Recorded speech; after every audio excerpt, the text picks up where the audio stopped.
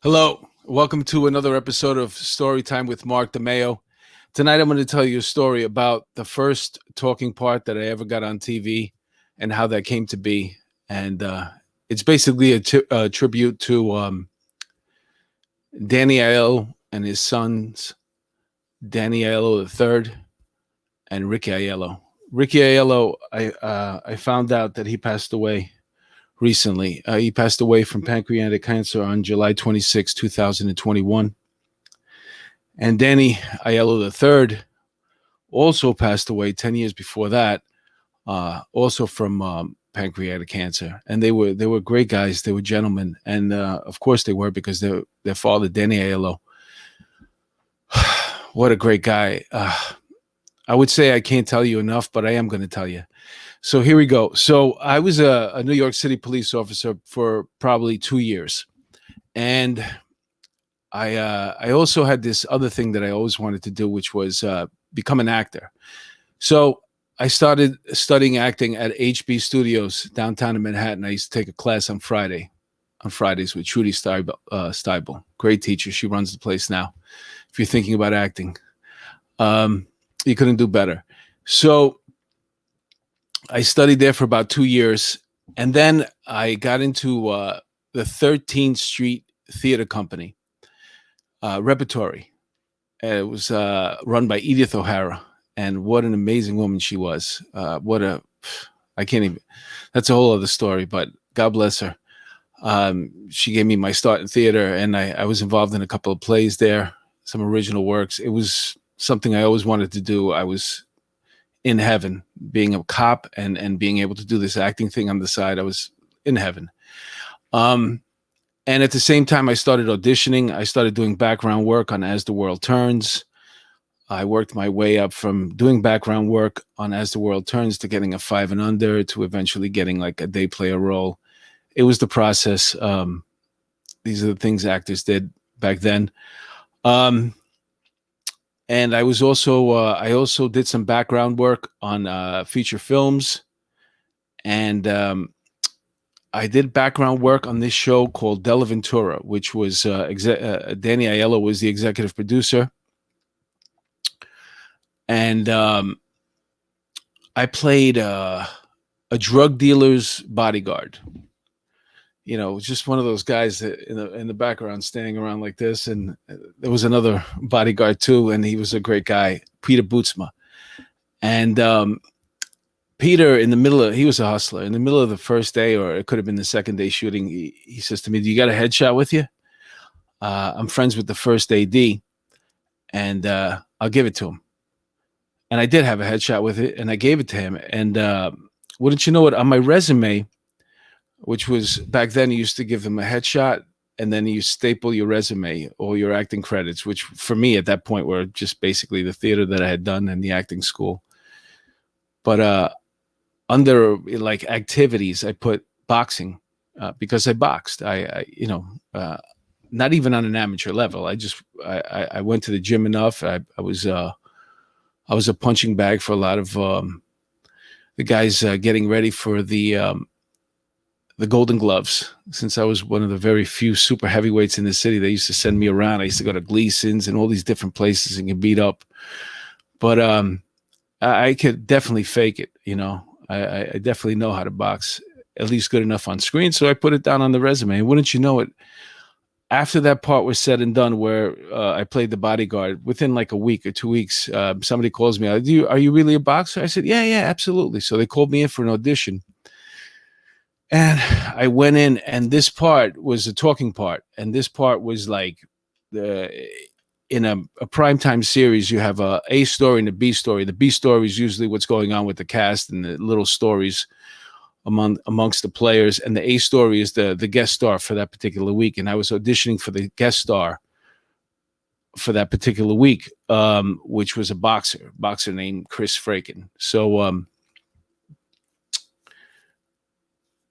I go in for the first audition, and I must have done something right, because they called me for another audition, the callback it's called.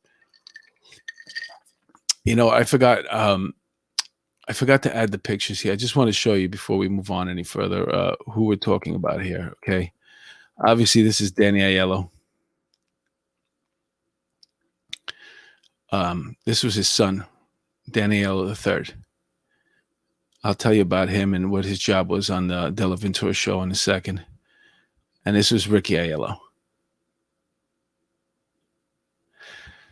And so here's what happens. I get a call back, which means I did something good enough on the original audition. And it was on a day that I was working. And at the time I was working in Queens. I worked in the Queens task force. And the reason why I was doing this warrant thing, we were going out basically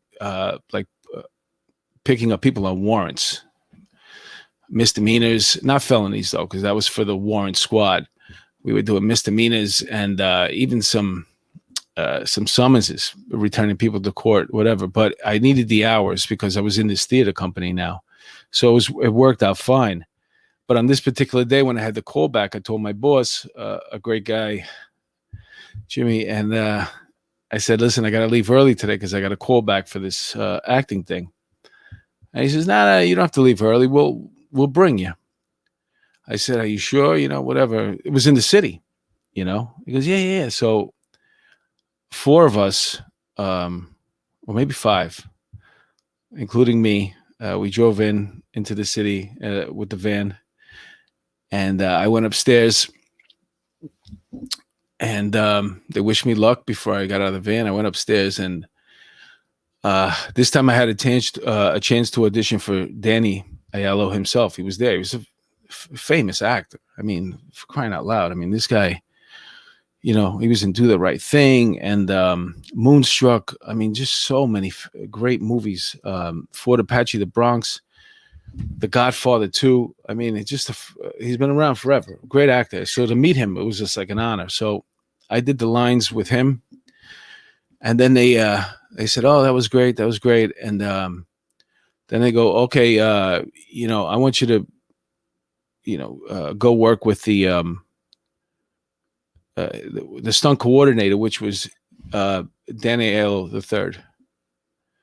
He was the stunt coordinator for the show, and show him your boxing and see, you know, let him see you throw some punches." So we went in another area. I left that room, and that's where I met Danny the third, and he had me do some shadow boxing, and Shadow knocked me out. No, I'm kidding. But I did some shadow boxing, and then he goes, "Oh, that was great. That was great." And then he brings me back to the room there where Danny Aiello was, and the other people from the show, executives from the show and stuff like that. And I guess he gave me the thumbs up because Danny said, "You got the part." I couldn't believe it. I was like in shock. I was like, this was like the A story in a primetime episode. That was like 6 scenes that I was involved in. I couldn't believe it. And I was like in shock. And like, so I just went around and started hugging everybody and saying thank you. And then I had to walk to I had to walk back. And just so this is, I'm going to show you a clip right now. This is a scene from the movie. Talking about getting knocked out. Check this out from the TV show.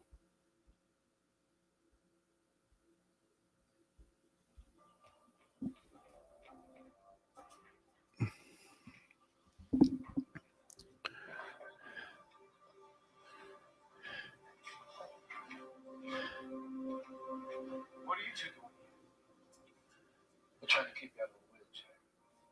What are you talking about? You're still family, Chris. That's Catherine Narducci from Sopranos. In your car, driving into a brick wall. You have the same chance of surviving that as you do 10 rounds with Mendoza. You've always been down on me. Look, I'm not saying you can't do this next year, but you have to practice your skills. Listen to it, kid. How a big man speaks. You've got nothing to say to me. You're a loser. And I don't listen to losers.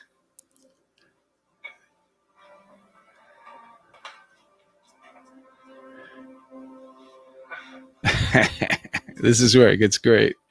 I don't beat up on has-beens.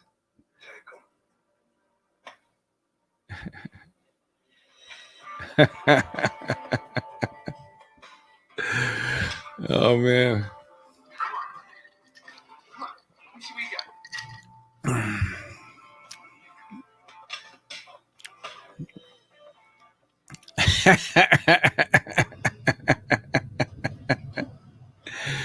Oh, how great was that? Oh my God. Wait a minute. Wait, I gotta get back. Hold on 1 second. I'm sorry. I always mess this up. So, I don't know. What do you think? I got knocked out on the bar there. If you want to see the whole thing, it's on YouTube. You could just put it in Mark DeMeo and look at my videos, and it's one of them on there. You'll see the whole 9-minute segment. So in that scene, in that particular scene, that was Ricky Aiello and obviously his dad, Danny Aiello, and Catherine Narducci, who's been in a ton of stuff, including Sopranos, and she just had a big part in that. She started out from The Bronx Tale, and she was very nice. She was very cool too. So, just to tell you a bit, so this is what happened. So, now I'm leaving the office, and I'm walking down. I'm taking the elevator downstairs, and I'm heading out to the van, and all the guys that drove me out there, my sergeant and the other 4 detectives, they're waiting for me in the van, and they were all excited. It's just like, what happened? What happened? And I was like, oh, fuck, man, if I messed it up, man. I don't think I'm gonna get it. And they were like, oh man, don't worry about it, bro. You're gonna get him next time. You'll get him next time. And then I was like, nah, I got it, man. I got the part. And everybody freaked out. They jumped all over me. They hugged me. They kissed me. And then I went and I shot it, and it aired, and we all watched it together. And it was looking back, it was just an incredible experience because, being on the job and you with, sometimes you don't know how people are going to take it when you're doing stuff like this. But the people that I worked with were so supportive and just phenomenal men and women too that I worked with on the job and while I was working in that place, and they supported me, and they used to read my lines, help me audition, help me study lines in the van and stuff like that. So I just wanted to share that story with you. And one more thing about just how great of a guy Danny Aiello was. Well, first of all, before I even say that, I'd be working a parade in the city. I remember one time I was working St. Patrick's Day parade. It wasn't long after we had shot that episode, but Danny was there, and he was asking everybody if they knew me and where I was, and they were pointing him in my direction. So the guy was just such a supporter of the police, man. He was just such a great guy. And here's a testament to it. It probably was. It's 24 years now since that episode aired. It probably was like maybe 15 to 17 years after it aired, and I was leaving a building after either doing an auditioning or rehearsing for something, and as I'm walking outside, I see a car. It was like a Lincoln Town car, and sitting in the passenger seat is Danny Aiello. I could see him, and so I had this thought in my head: should I go say hi? You know what I'm saying? And I immediately remembered that Danny the Third had passed away, so I knew him because I didn't think he was going to remember me. That's why. I mean, how could you remember some guy freaking, from 15 years ago after all the stuff this guy's doing? So, but I said no. I have to give him my condolences. So I went up to the car. I knocked on the window. Obviously, he's not going to remember something. Hey, hi, Mr. Aiello. My name is Mark DeMeo. I'm an actor. I work with, and then he looked before I could even get to. After I said, "Hey, Mr. Aiello," he goes, "Hey, Mark, what's up? How are you? How you been?" And then I couldn't believe he remembered me. So that kind of sort of threw me for a loop, and I was just like, "Oh man." And then I paid my respects to his son and stuff like that, and told him, how much he helped me, and I wanted to thank him. And yeah, so that was, you never know the way things are going to go. And so whatever it is that you're doing out there, pursue it to the fullest and give it your all. And I guarantee you, something's going to happen. A learning experience is going to happen. You're going to run into great people the way I did. So please, rest in peace, Ricky Aiello. And it was great working with you guys. May you both rest in peace, Danny the Third, and Danny. And thanks for believing in my talent and putting me on your show. All right, that's another story with Mark DeMeo. Story time with Mark DeMeo. I hope you enjoyed it.